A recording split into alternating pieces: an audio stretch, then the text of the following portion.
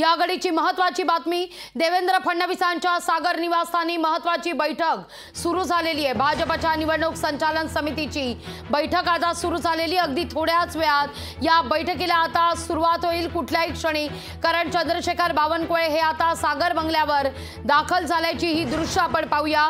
देवेंद्र फडणवीसांच्या सागर निवासस्थानी ही महत्त्वाची बैठक होतीये।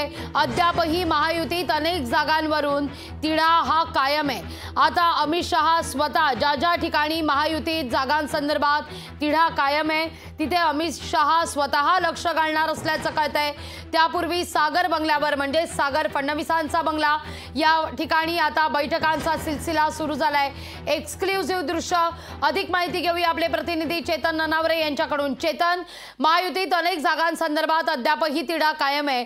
रत्नागिरी सिंधुदुर्गचा मुद्दा सुद्धा आता विशेषत्वानं पुढे येताना दिसतोय। कोल्हापूर संदर्भात काही वेगळं सांगण्याची गरज नाहीये।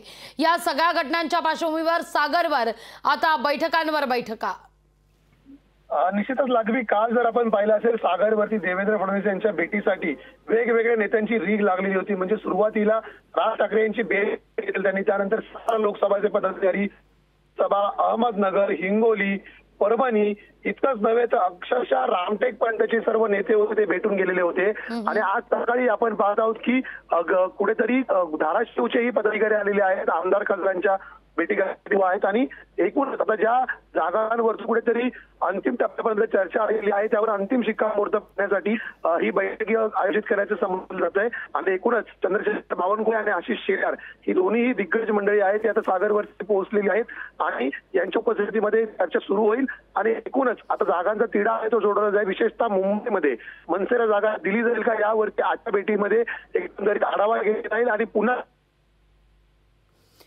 निश्चित। चेतन, धन्यवाद तुम्ही दिलेल्या एकूणाच्या सविस्तर माहिती करता। लोकशाही मराठी ऐका, पहा, जागरूक रहा।